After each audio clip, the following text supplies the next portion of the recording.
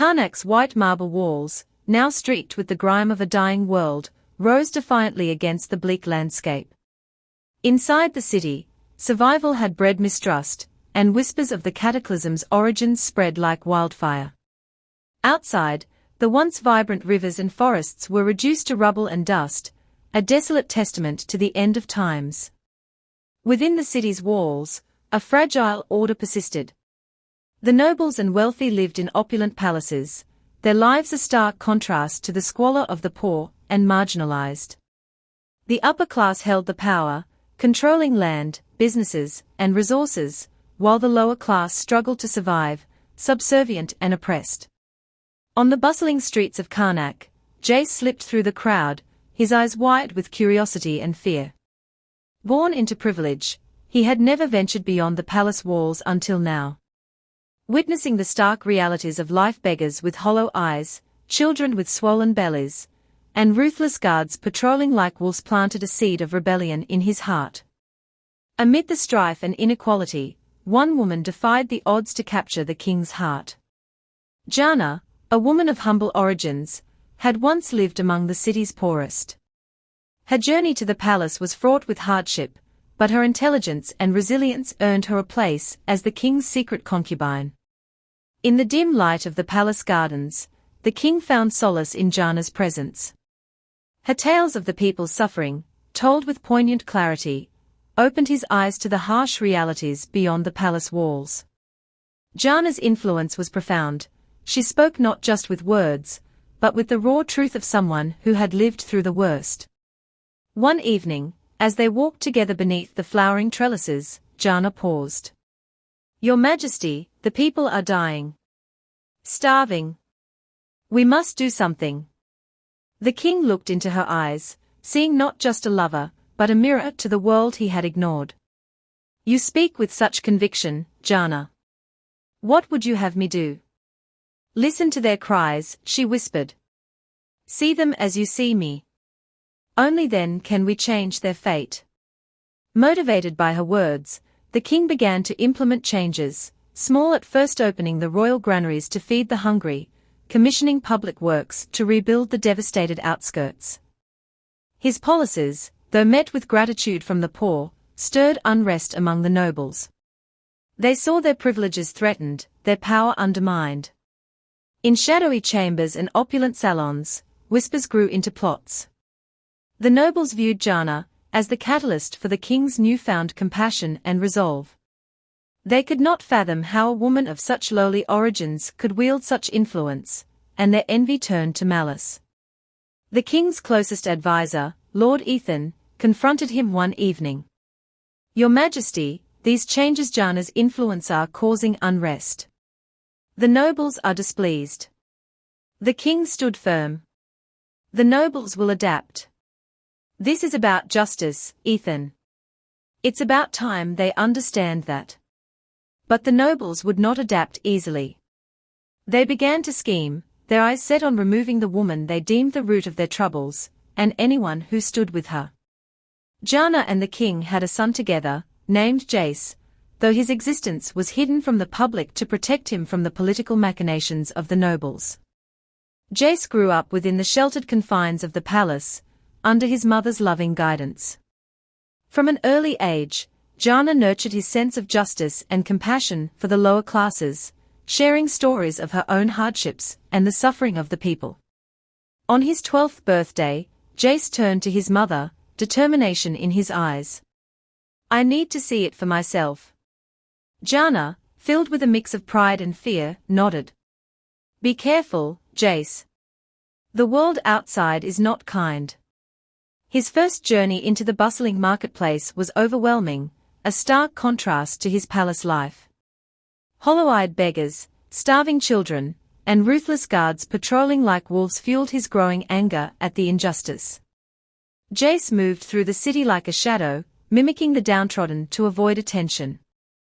Each close call with the patrolling guards, narrowly escaping into shadowy alcoves, heightened his understanding of the city's harshness and fueled his simmering anger. The hardships he witnessed, starving children, ruthless guards, ignited a simmering anger within him against the nobles' decadence. Jace observed the lower classes toiling endlessly, their lives consumed by the desperate struggle for survival. He saw cruelty and ruthlessness from those with power, and resilience and community among those without. During one of his secret excursions, Jace was careful to avoid attention. He kept his head low and his shoulders hunched, mimicking the body language of the city's downtrodden inhabitants. A few times, the sharp eyes of patrolling guards came close to unmasking him, but Jace managed to duck into shadowy alcoves just in time, avoiding discovery. One evening, Jace crouched in the shadows of an alley, watching a guard beat a man who had stolen a loaf of bread. His heart pounded with a mix of fear and outrage. He wanted to intervene, but knew it would expose his identity.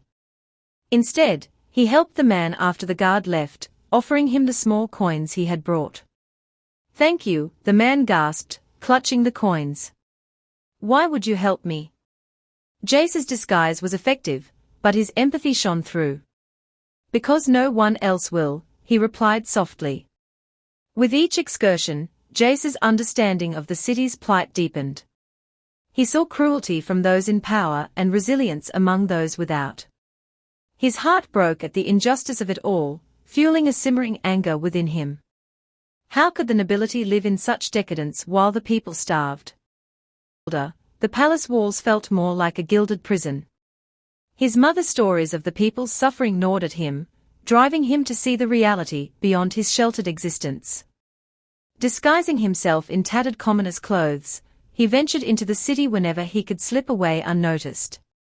On one of his journeys, Jace stumbled upon a small girl crying by the roadside. Her clothes were threadbare, and her cheeks streaked with dirt. Kneeling beside her, Jace gently asked, "What's wrong?"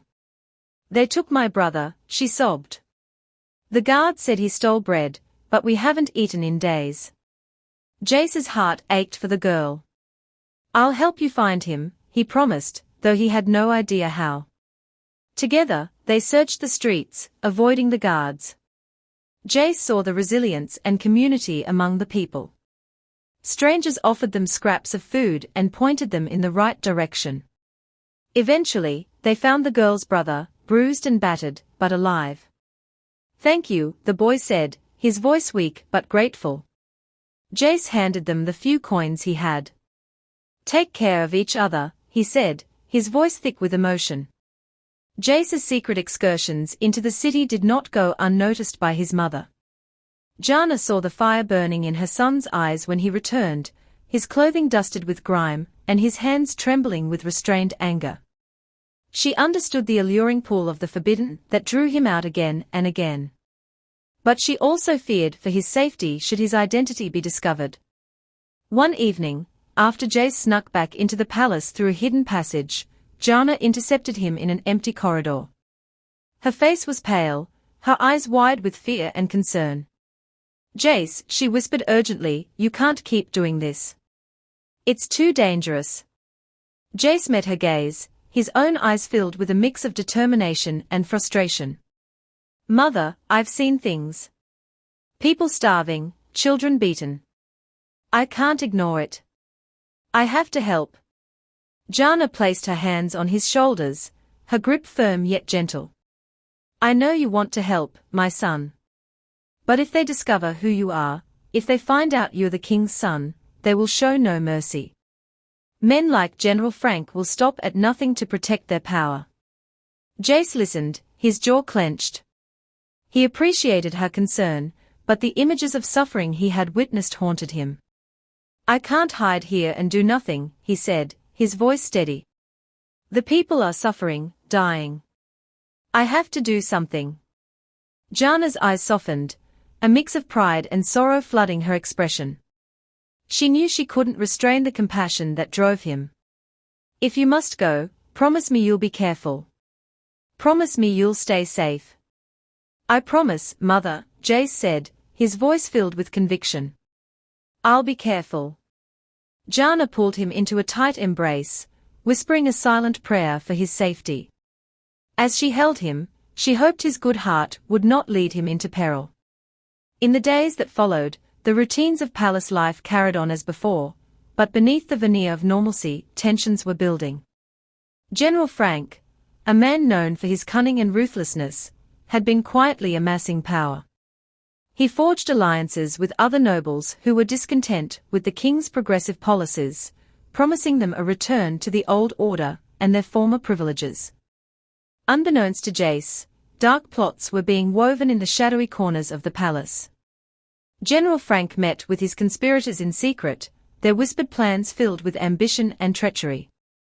"The king is too compassionate, too weak," Frank would say, his voice dripping with contempt. "We need a stronger hand to guide this kingdom." Frank hadn't always been so ruthless. He was once a soldier who fought bravely alongside the king in their younger days, believing in the dream of a just and prosperous kingdom. However, years of seeing the kingdom's resources squandered and the nobles' endless greed eroded his ideals. The final blow came when his wife died of a preventable illness because they couldn't afford the medicine, an irony that embittered him deeply. Since then, his drive for power masked a buried desire to impose order, no matter the cost. One fateful morning, Jace was exploring the quieter parts of the palace when he heard the sound of hurried footsteps and hushed voices. Curiosity piqued, he pressed himself against a column and peered around it, just in time to see General Frank striding purposefully through the corridor, flanked by his loyalists. Jace's heart pounded as Frank approached, his eyes scanning the hall with a predatory intensity. When Frank's gaze locked onto Jace, a cold, knowing smile curled his lips. The general's eyes bore into Jace's, silently conveying, "I know who you are." Jace felt a chill run down his spine, as if Frank had seen straight through his disguise and into his very soul. Frank's gaze lingered for a moment before he dismissed Jace with a look of contempt, as if he were no more than an insignificant bug. Turning away, Frank continued down the corridor, his attention shifting to more pressing matters. Jace exhaled slowly, his palms sweaty, as he strained to hear the conversation that followed. Frank reached the grand doors of the king's study, and was ushered inside. Jace crept closer, positioning himself near a partially open window to eavesdrop. Through the thick walls, the muffled voices were barely audible, but Jace could catch snippets of the discussion. "Your Majesty, imminent threat, urgent action required." The king's deeper, resonant voice responded, filled with concern. "We must protect the kingdom, gather the men." Despite his best efforts, Jace couldn't make out the details of the conversation. He could only watch as Frank and the king emerged from the study, their expressions grave. Frank's demeanor had shifted to one of feigned loyalty, his earlier menace hidden behind a mask of duty. As Frank and the king departed to prepare for their expedition, Jace felt a growing sense of unease. He knew something was amiss, but couldn't pinpoint what. The tension in the palace was palpable, and he could sense the storm brewing on the horizon. The next morning, Jace watched from a hidden alcove as the king and a small force of soldiers, led by General Frank, marched out of the palace. The king's face was set with determination, but Frank's expression was unreadable, a mask of professionalism concealing his true intentions. Days passed with no word from the expedition. The palace buzzed with rumors and speculation, but no one seemed to know the full story. Then, the calm was shattered. Urgent shouts echoed through the grand halls as messengers arrived breathless, bearing grim news. The king had been killed during the mission. Jace, his heart pounding, rushed to find his mother. He found Jana in her chambers, weeping uncontrollably. She clutched a letter in her hand, its contents cryptic but foreboding. "They murdered him, Jace," she whispered through her tears. "Your father knew they were plotting against him, but he didn't act quickly enough." Without the king's protection, Jace and Jana's lives were in grave peril. General Frank seized the opportunity to consolidate his power, moving swiftly to eliminate any opposition. He summoned the nobles who had pledged their loyalty, his eyes gleaming with triumph. "The king is dead," he announced. "Now, we must restore order." Frank's ascension was brutal and efficient. Loyalists to the old regime were silenced or imprisoned, and any dissent was crushed with an iron fist. In the throne room, Frank stood before his new court, a sinister smile playing on his lips. "We will bring stability to this kingdom," he declared. "And we will crush anyone who dares to defy us."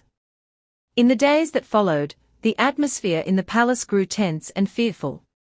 Guards loyal to Frank patrolled the halls, their eyes watchful for any sign of rebellion. Jace and Jana remained hidden, knowing that discovery would mean certain death. One evening, Jace overheard a conversation between two guards. "General Frank is planning something big," one said. "He's going to root out the king's supporters and make an example of them." Jace's blood ran cold. He knew they had to act quickly if they were to survive. He found Jana, her face pale with worry. "We need to leave," he said urgently. "Frank won't stop until he's eliminated all threats to his power." Jana nodded, her resolve hardening. "We must be careful, Jace. We can't trust anyone."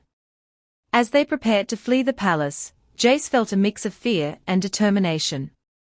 He knew that their fight was just beginning, and that they would need every ounce of courage to survive the days ahead. But before they could enact their plan, the palace gates slammed shut. Guards loyal to General Frank swarmed the corridors, sealing off exits and setting up checkpoints. The atmosphere grew suffocating with the weight of impending danger.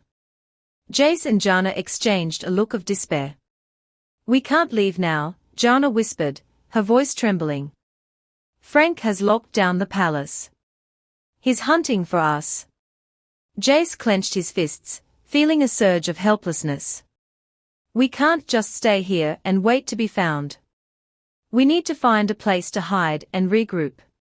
They moved cautiously through the palace, avoiding the heavily patrolled areas. Jace led Jana to an old storage room hidden deep within the castle's labyrinthine passages.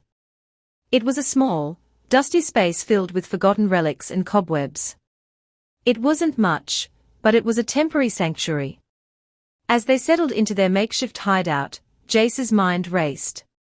"We need allies," he said quietly. "There must be others in the palace who are loyal to my father. We have to find them and gather support." Jana nodded, though her eyes were filled with worry. "But we have to be careful. Frank will be watching everyone closely. We can't afford to make a single mistake." For days, Jace and Jana hid in the storage room, venturing out only when it was safe to scavenge for food and gather information. The palace was a different place now, a fortress of paranoia and oppression. The once bustling halls were eerily silent, and fear hung in the air like a thick fog. Their hopes of escape were dashed when, one night, the sound of heavy boots echoed down the corridor. The door burst open, and Frank's soldiers flooded the room, weapons drawn. "Traitors," the lead guard shouted, his eyes fixed on Jace. "By order of General Frank, you are all under arrest." Jace and Jana were seized and dragged from the room. As they were being taken away, Jace locked eyes with his mother. "Stay strong, mother," he whispered. "We will find a way." Jana nodded, her eyes filled with tears, but her resolve unbroken. "We will, Jace. We will." They were separated, with Jana being led away to an unknown fate and Jace thrown into a dark, damp cell. The cold stone walls pressed in on him, and the air was thick with despair. Jace huddled in a corner, wrists and ankles shackled. All around him, desperate prisoners murmured prayers or wept quietly, but Jace remained stoically silent. He would not give Frank the satisfaction of seeing him beg for mercy. Days passed, though it was impossible to track time in the sunless dungeon. Jace knew his death could come at any moment, a single gunshot in the dark to remove one more nuisance for Frank.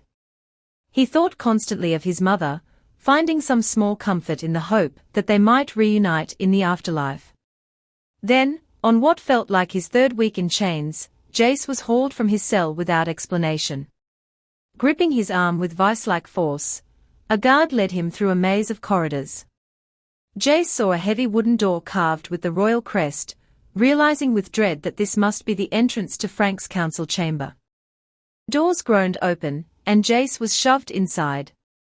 At the head of a long table littered with maps and documents sat General Frank, his pitiless eyes boring into Jace. The boy stood frozen, pulse thundering in his ears. "Your attempts to undermine me have failed," Frank said, his voice dripping with venom. "The king is dead, and now you are nothing but a nuisance." Jace glared at Frank, anger boiling within him. "You'll never break us," he spat. "The people will rise against you." Frank grabbed Jace by the shirt, spittle flying from his mouth just inches from the boy's face. "You will suffer for that insult, more than you can fathom.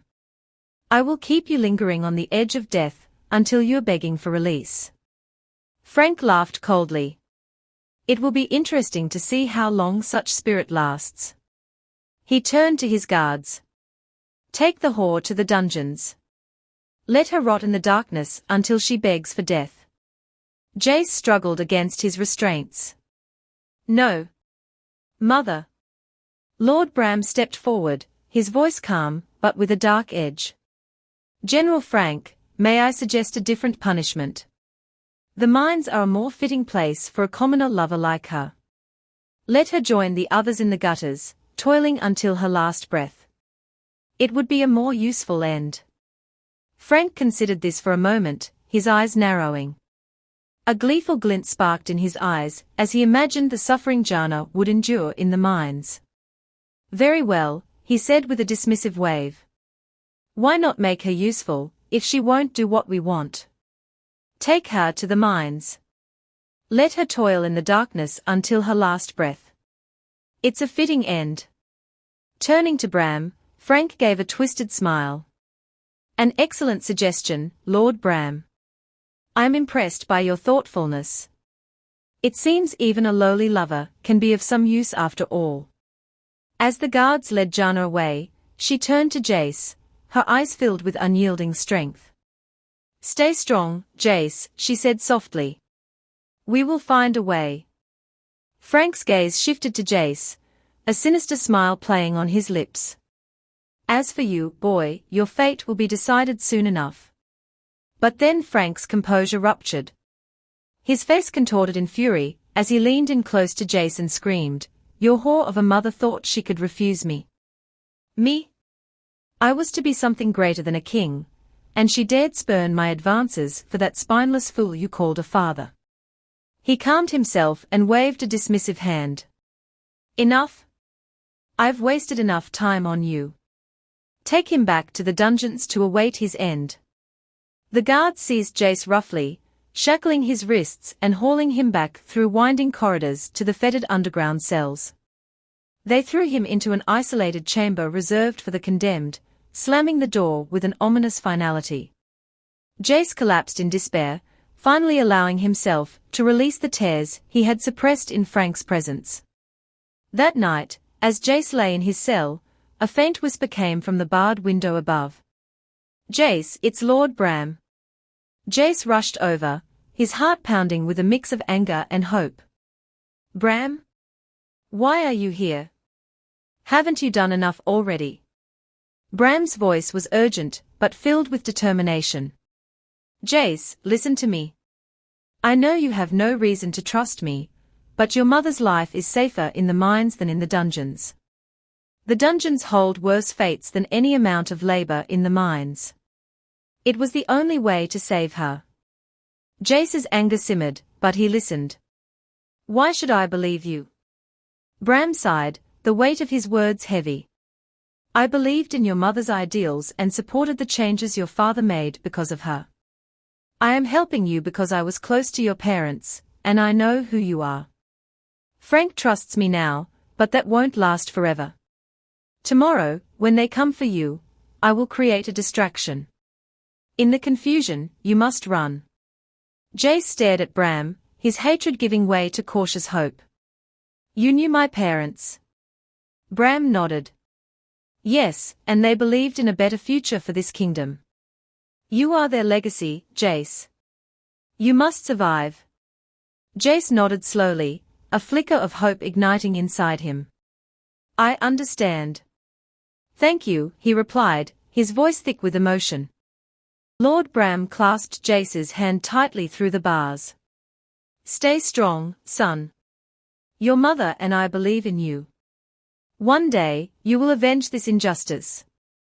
With that, Lord Bram disappeared into the shadows, leaving Jace to anxiously await the coming dawn that would determine his fate. Jace paced his cell restlessly, adrenaline and fear making sleep impossible. He went over the plan again and again in his mind. At the slightest commotion tomorrow, he would make a break for it, scrambling through the maze of corridors toward freedom. Far above, he could hear the muffled sounds of the bustling city, oblivious to the torment and danger unfolding beneath their feet. Jace yearned for the open sky that had been denied to him for weeks in this sunless pit. The hours crawled by. Unable to calm his racing mind, Jace passed the time imagining what awaited him beyond these walls. He dreamed of finding his mother, devising wild schemes to liberate her from the mines. Fantasies of vengeance against Frank played out vividly in his mind's eye. Dawn arrived, and with it, the heavy stomp of boots coming to collect the condemned. Jace steadied his breathing, poised to spring into action. This was it, his one chance to live another day. Keys rattled in the lock. As the door creaked open, a tremendous boom rocked the corridor outside, followed by shouts of confusion. Lord Bram had acted. Jace exploded from his cell, catching the guards off balance.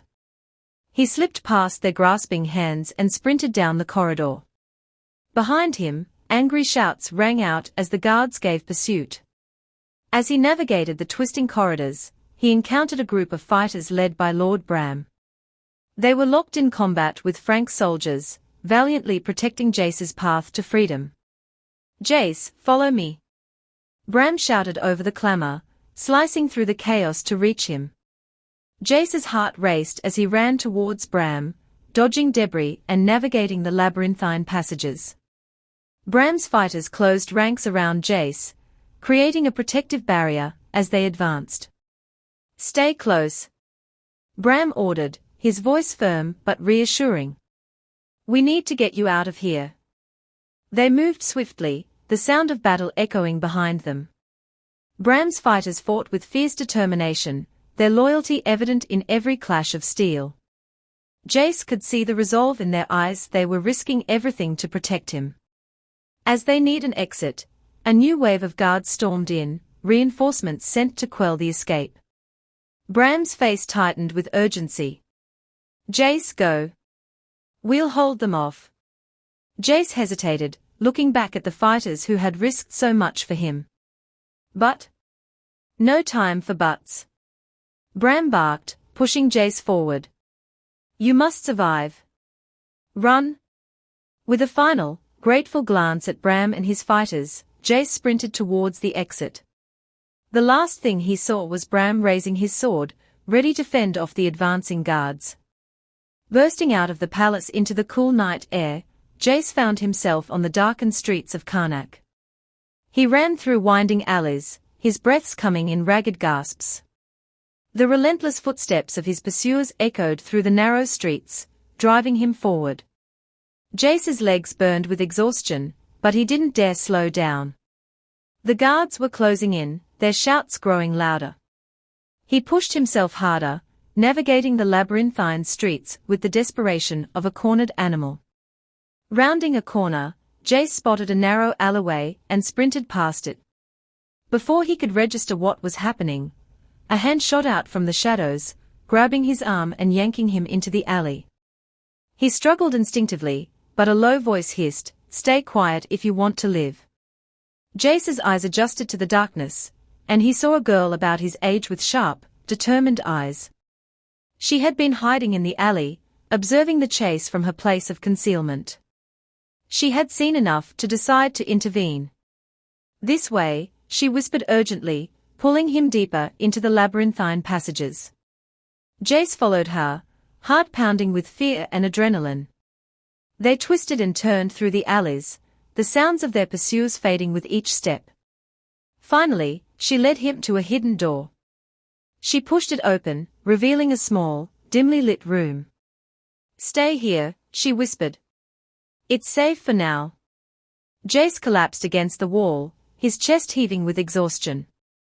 The adrenaline that had fueled his escape began to ebb, leaving him feeling weak and vulnerable. The girl's eyes softened with concern as she watched him. "You did well," she said quietly. "You're safe now." Jace looked up at her, the weight of the past few days crashing down on him. The terror of his mother's arrest, the fear of being caught, the desperation of the chase, all of it overwhelmed him. Tears welled up in his eyes, and he couldn't hold them back any longer. He buried his face in his hands and wept uncontrollably. The girl knelt beside him, placing a comforting hand on his shoulder. "It's okay," she murmured. "You're safe here. Let it out." As he let go of the fear and grief he had been holding in. She stayed by his side, offering silent support. As the minutes passed, his sobs subsided into quiet sniffles, and he began to regain his composure. She brushed strands of unwashed hair from her face. "Name's Selena. Saw those guards chasing you, figured you might need some help. I know all the best escape routes in this city." A hint of pride entered her voice. "Why did you help me?" Jace asked, his voice still trembling. Selena looked away for a moment, her expression hardening. "My brother, he was taken by the guards last year. They said he stole food, but he didn't. They killed him." Her voice softened, eyes misting over. "I couldn't save him, but maybe I can save you." Jace nodded, his heart aching for her loss. "Thank you, Selena. I don't know what I would have done without you." Selena waved her hand. "Us street kids have to stick together, right? The guards would have done the same to me. Speaking of, you should probably lay low here a while." She gestured to a few threadbare blankets and a crate with some stale bread. "Thank you," Jace whispered, his voice hoarse from crying. Selena nodded. "You're welcome. What happened to you? Why were they chasing you?" Jace hesitated, unsure how much to reveal. "My mother, she's in danger because of Frank. I need to save her." Selena's eyes softened with understanding. "I see.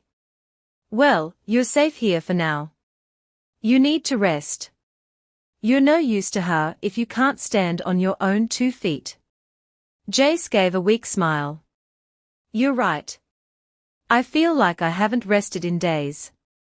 "That's because you probably haven't," Selena said, a hint of humor in her voice. "Come on, there's a safer place where you can rest properly." She helped him to his feet, and they navigated the narrow passageways until they reached a larger, more secure room. The space was modest, but offered more comfort than the damp cell Jace had been confined in. As Jace settled onto a makeshift bed, he glanced at Selena. "Why are you helping me?" Selena shrugged, sitting down across from him. "Seeing you being chased, it felt right to help. Plus, I guess I just hate seeing people in trouble." Jace nodded, absorbing her words. "Thank you, Selena. I don't know what I would have done without you." Selena smiled. "You're welcome. Rest now. We'll figure out the next steps when you're stronger." As Jace lay back, exhaustion overtaking him, he felt a sense of connection and purpose. Despite the uncertainty of what lay ahead, he wasn't alone anymore. Selena's kindness gave him strength, and he knew that together, they could find a way to save his mother and reclaim their home. For now, he allowed himself to rest, knowing that he had a friend by his side. Jace's body ached from the ordeal, and sleep came swiftly, enveloping him in a deep, dreamless slumber. When Jace awoke, the faint light of dawn filtered through the small window. His muscles felt stiff and sore, but the warmth of the makeshift bed provided some comfort. Selena was already awake, sitting by the door and keeping watch. "Good morning," she greeted him with a small smile. "How are you feeling?" Jace sat up slowly, rubbing his eyes. "Better, I think. Still tired, but better." Selena nodded. "You need to take it easy. You've been through a lot." Over the next few days, Jace focused on recovering his strength. Selena brought him food and water, and they spent their time talking quietly. Jace learned that Selena had been living on the streets for as long as she could remember, scavenging and surviving on her wits. "I don't trust the guards," she told him one evening. "They make life hard for people like me. Seeing you being chased, I couldn't just stand by and do nothing." Jace shared his story in return, explaining how his mother had been taken and his desperate need to save her. Selena listened intently, her expression softening with empathy. "We'll figure something out," she assured him. "But first, you need to get your strength back." As the days passed, Jace's physical condition improved. Selena's care and companionship provided a balm for his weary soul. They formed a routine. Selena would leave to gather supplies and information while Jace rested and regained his strength. Each time she returned, she brought news of the outside world and small comforts to aid in his recovery. Their conversations grew more personal, their bond deepening with each passing day. Jace found himself looking forward to their talks, finding solace in Selena's presence. She had a way of making him feel understood and less alone in his struggles. One afternoon, as they sat together sharing a modest meal, Jace looked at Selena with gratitude. "I don't think I can ever repay you for what you've done for me." Selena shook her head, her eyes kind. "You don't need to repay me, Jace. We all need help sometimes. I'm just glad I was there when you needed it." Jace felt a warmth spread through his chest, a sense of hope he hadn't felt in a long time. "I still want to help you, though. You've done so much for me already." Selena smiled. "You can help by getting stronger. That's all that matters right now." Jace nodded, determination flaring in his eyes.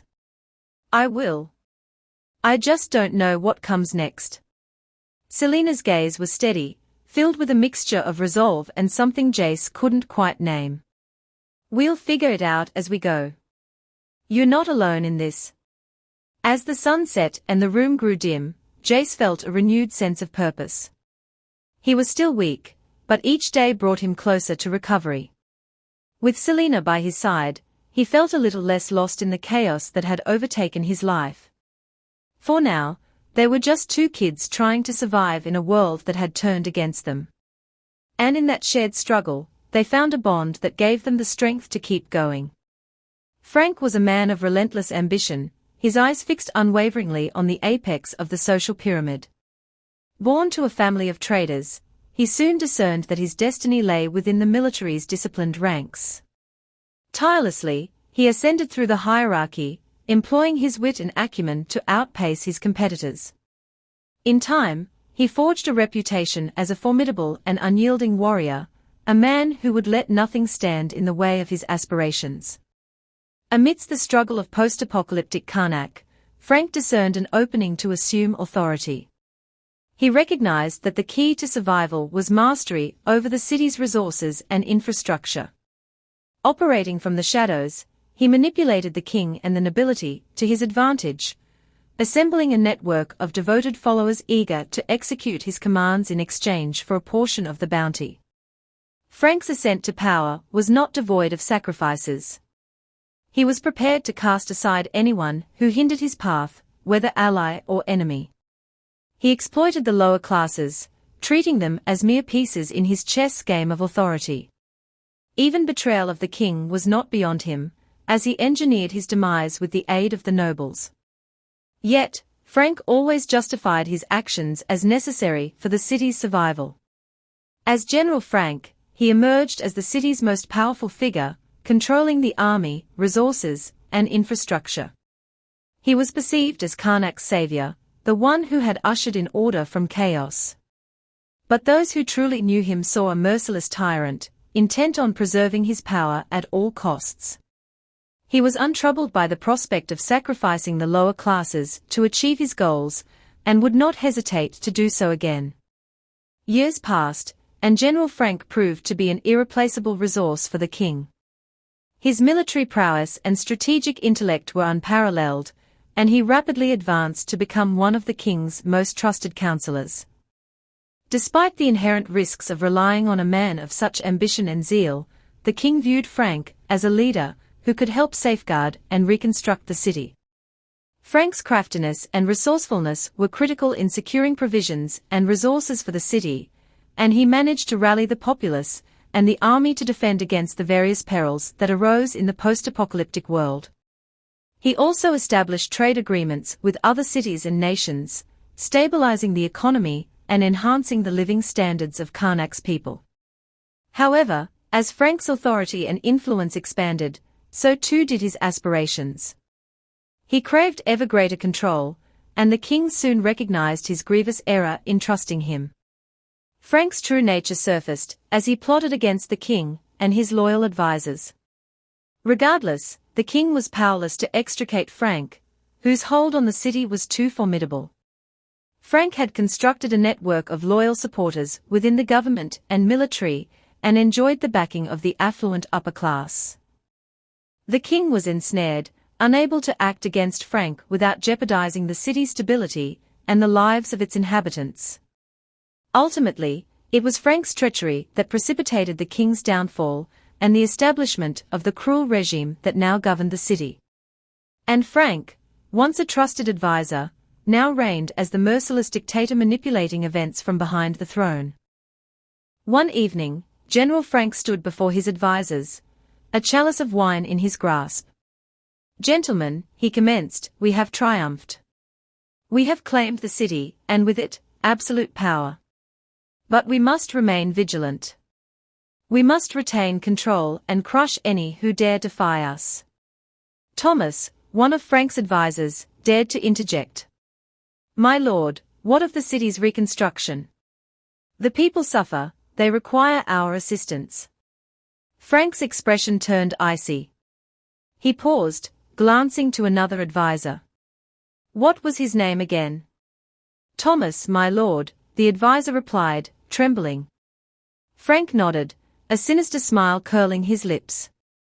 In one swift motion, he seized Thomas by the throat. "Rebuilding."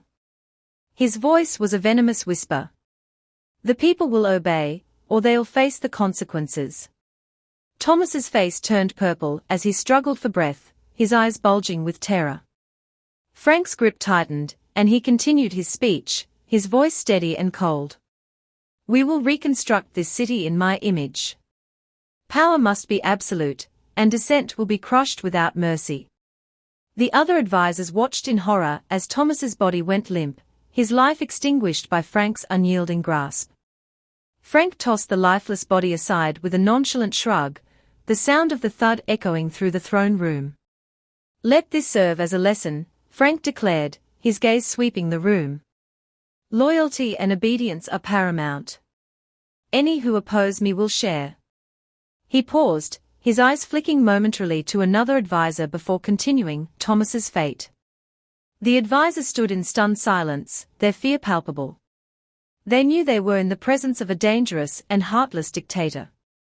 Frank's rule would be one of terror, and they had no choice but to comply, or suffer the same fate as Thomas. By the third or fourth day, Jace had lost track of time. He spent most of it in a haze of sleep, punctuated by quiet conversations and meager meals shared with Selena.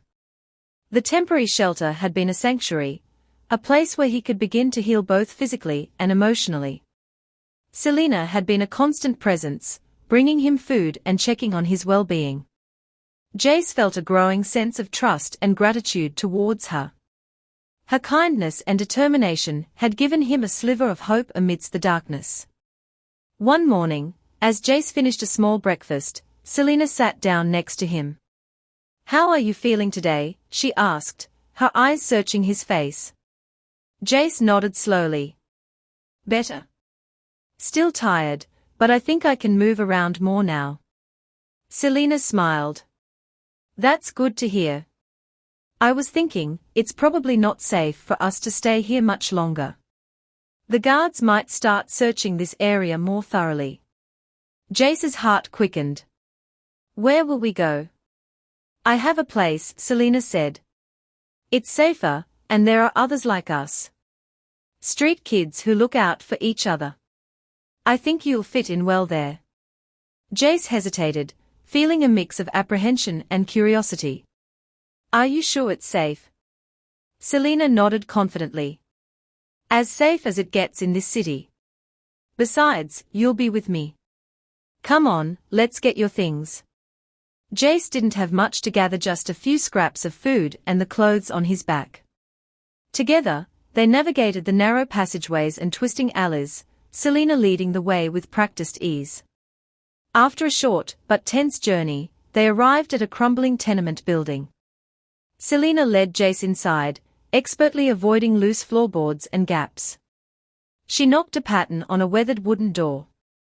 After a pause, the door creaked open to reveal a small group of grubby children gathered around a battered pot emitting thin tendrils of smoke. It's just me, Selena announced. A chorus of enthusiastic greetings went up from the kids crowded into the sparse room. Selena led Jace into the small room, where a group of street kids were gathered around a smoking pot. Hey guys, this is Jace. He got on the wrong side of the guards, so I brought him here to lay low.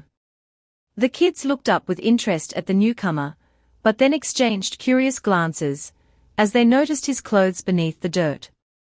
Though filthy, the fabric was finely made, and the hint of embroidery visible on his tattered shirt was unlike their own ragged garments. One boy named Calvin piped up first, eyeing Jace's outfit. Those are really fancy threads. Did you nick them somewhere? The question was asked without accusation, only innocent curiosity. Jace shifted self-consciously, realizing his attire must seem out of place. They were given to me by someone, before things got bad, he answered evasively. Sensing his discomfort, Selena stepped in. Doesn't matter where he got them. What's important is Jace got away from the guards, and we gotta help him. The other kids nodded in agreement, their momentary curiosity fading into welcoming smiles. Despite his unfamiliar clothes marking him as an outsider, Jace soon found himself drawn into the lively banter around the bubbling pot.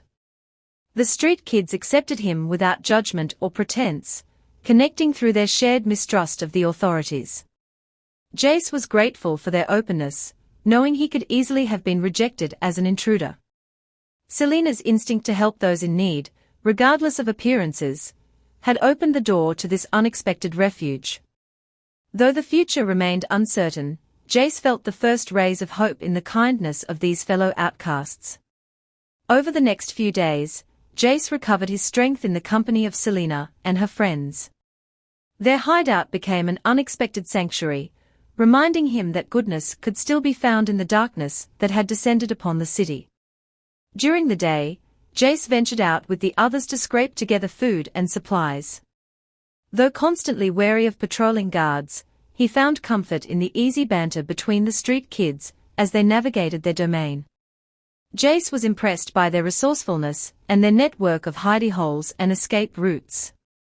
At night, they would take shelter in their hideout, sharing meager meals cooked over a sputtering fire. Despite their perpetual hunger, the children maintained high spirits, entertaining themselves by playing games, telling stories, and discussing the gossip heard on the streets. Jace was particularly struck by Selena's spirit and selflessness. Out of all the street kids, she took it upon herself to provide for the others however she could. She had a knack for spotting opportunities that led to extra food or supplies. And she consistently put the other children's needs before her own. One evening, as they huddled around the flickering flames, Selena turned to Jace. So what's your story anyway? Must be pretty serious if the guards were chasing you like that. Jace hesitated. These new friends knew nothing of his past or who he really was. But something in Selena's expression told him she could be trusted. Haltingly, Jace began to share parts of his history, leaving out the most dangerous details. Selena and the others listened intently, eyes widening at the injustice Jace had endured. When he finished, Selena shook her head angrily. That's why we don't trust the guards. or any of the fancy folks up top. They only care about themselves. Jace was relieved to find only empathy rather than suspicion in their reactions. They had built a family here, bound by hardship and hope. He yearned to confide the full truth, but knew that could endanger them all. For now, just having companionship in adversity was enough. Each day, as Jace's strength returned, he became more involved in their daily activities. He helped mend torn clothes, shared what little he knew about evading the guards, and even told stories to entertain the younger kids. Slowly, he became a part of their tight-knit group, feeling a sense of belonging he hadn't felt in a long time. Selena's leadership and kindness inspired Jace. She was a beacon of hope in the bleakness, showing him that even in the darkest times, there were still people willing to help and support one another. And in return, Jace found himself wanting to protect and help these newfound friends in any way he could. As he lay down to sleep one night, Jace realized that he had found a new family in the most unlikely of places. And with their support, he felt more hopeful than ever that he could one day save his mother and reclaim his home. As the days passed, Jace settled into a routine with his newfound friends. During the day, they would scour the streets for food and supplies while avoiding patrolling guards. At night, they would share meager meals in their hideout and take comfort in one another's company. Jace continued to be impressed by Selena's selflessness and instinct to protect the other children. One afternoon, as they searched for scraps behind a bakery, Calvin cut his hand badly on a jagged piece of metal. Selena immediately sprang into action, ripping fabric from her own shirt to bandage the wound. Jace offered what words of reassurance he could as Calvin blinked back tears.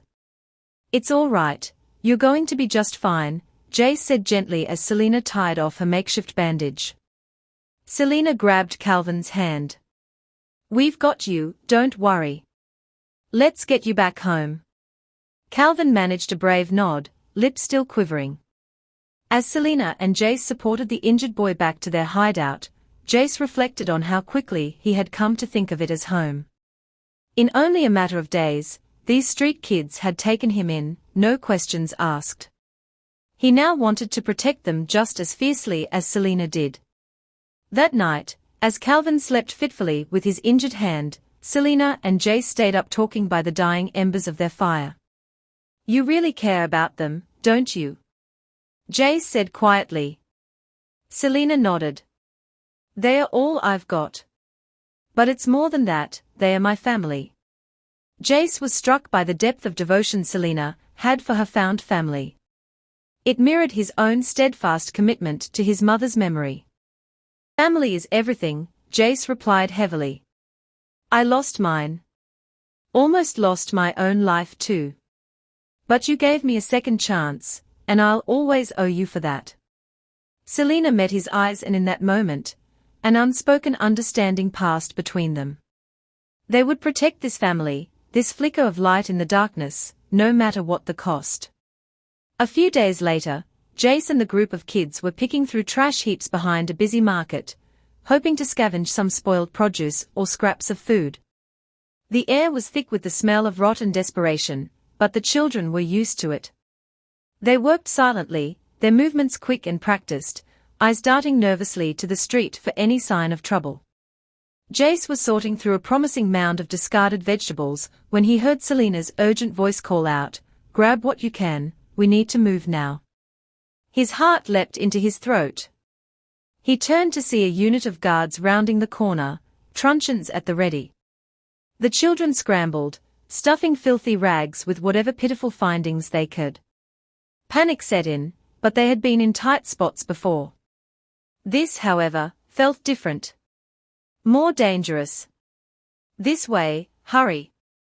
Jace yelled, spotting an opening in a crumbling wall nearby. The guards had seen them now and picked up speed, bellowing angrily. Jace practically shoved the smaller kids through the opening ahead of him, bringing up the rear just as the guards reached them. He pulled debris down to block the hole, as best he could before squeezing through. On the other side, the children were in a panic, the youngest ones already tearful. What do we do? Where do we go? Calvin asked desperately. His voice trembled, eyes wide with fear. Before Jace could respond, Selena took charge, her voice steady despite the chaos. Everyone stay calm and stick together. Follow me. She led them on a winding route through lesser-used alleys and passages, stopping periodically to listen for sounds of pursuit. Jace brought up the rear, his heart pounding as he cast nervous glances over his shoulder. The guards were relentless, their shouts echoing closer with each passing second. As they rounded a corner, Jace saw one of the younger kids, a girl named Myra, stumble and fall. Without thinking, he rushed back, scooping her up just as the guards appeared at the end of the alley. Go? I'll catch up. Jace shouted to Selena, who hesitated for a split second before nodding and urging the others forward. Jace pushed Myra ahead, his mind racing. He felt the weight of their lives on his shoulders, the pressure almost unbearable.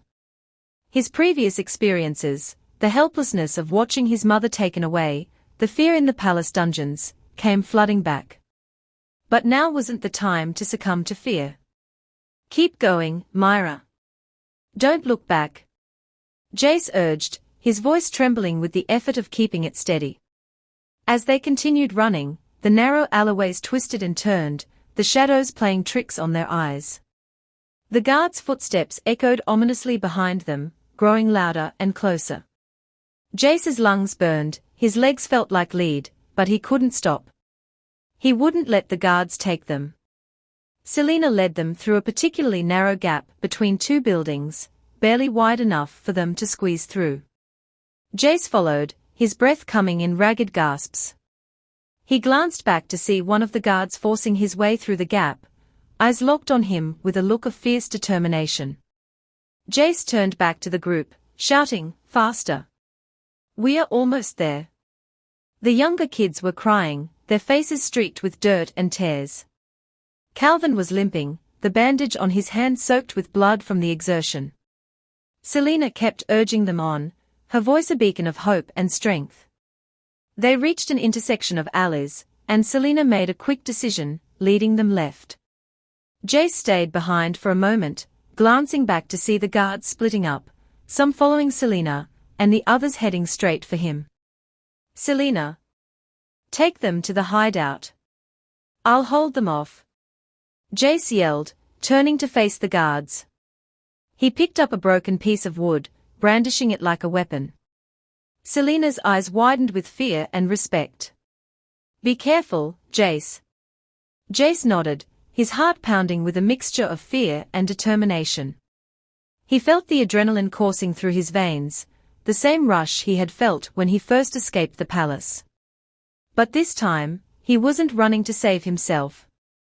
He was fighting to protect his new family. The guards advanced, their faces twisted with anger. Jace swung the piece of wood, aiming for the nearest guard's legs. The guard stumbled, but the others kept coming. Jace backed up, trying to buy as much time as he could for Selena and the others to escape. You're not taking them. Jace shouted, his voice echoing through the narrow alley. The guards hesitated, taken aback by the ferocity in Jace's eyes. It was enough. Jace turned and sprinted after Selena and the kids, the guards close behind. They reached the hideout just as the last rays of daylight disappeared. Selena quickly ushered everyone inside, and Jace slammed the door shut behind him, barring it with a heavy plank. Breathing heavily, Jace collapsed against the wall, his body trembling with exhaustion. The children gathered around him, their faces a mix of relief and admiration. Selena knelt beside him, her eyes filled with gratitude. Nice quick thinking back there, she said softly. Who knows what they would have done if they caught us? Jace gave a modest shrug, but he could sense the younger kids looking at him now with something like admiration. In the heat of the moment, he had taken action to protect them all. Though there was still much he hid about his past, he realized they were starting to see him as a leader, and he felt both humbled and motivated by their trust. The children huddled together, their eyes wide with fear and exhaustion. Jace and Selena moved among them, offering words of comfort and reassurance. The close call had shaken everyone, but it had also brought them closer together. Jace watched the children settle down, his mind racing with thoughts of what had just transpired. He felt a strange mix of pride and responsibility, knowing he had stepped up to protect them. But the fear of being caught still loomed large in his mind. Selena sat beside him, her eyes reflecting the firelight. "We can't keep living like this," she said quietly. "The guards are getting more aggressive. We need a better plan." Jace nodded. "You're right. We need to find a place where we can be safer and more self-sufficient. Somewhere the guards won't find us." Calvin, who had been listening nearby, spoke up. "I heard about an old garden near the edge of the city. It's abandoned, but maybe we could use it. Grow our own food and stay hidden." Selena's eyes lit up. "That's a great idea, Calvin. We should check it out." Jace looked at Calvin, impressed by his suggestion. "It sounds perfect. We can scout it out tomorrow and see if it's viable. If it is, we can start moving our supplies there." The other children nodded in agreement, their spirits lifting at the prospect of a safer haven. Jace felt a renewed sense of purpose.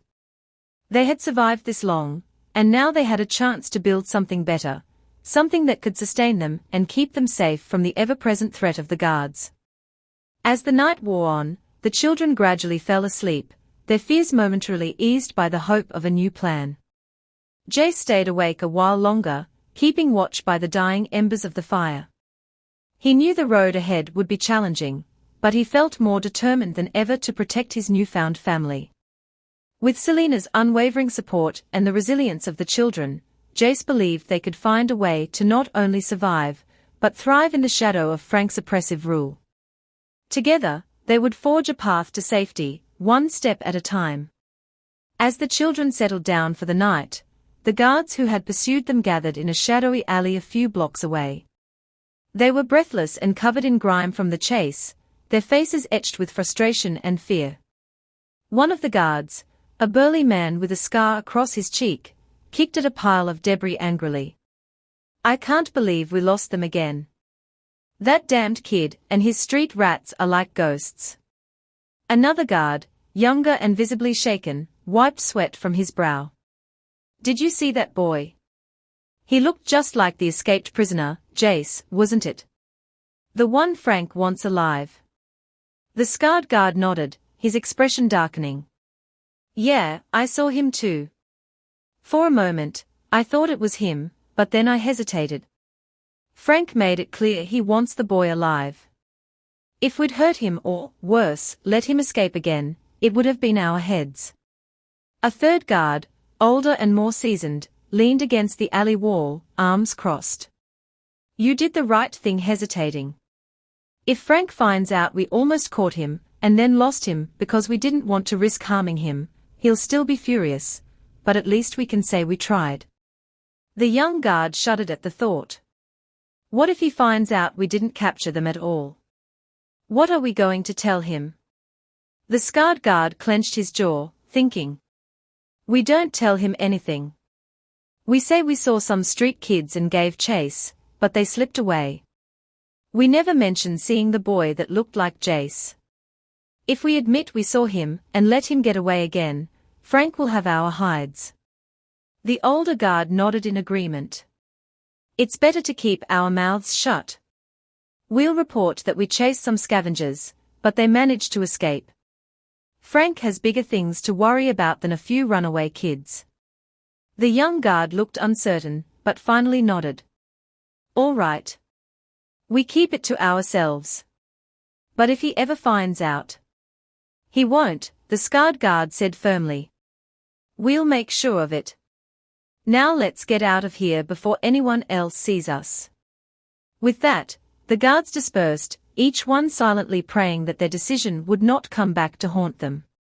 The alley grew quiet once more, leaving the echoes of their footsteps to fade into the night.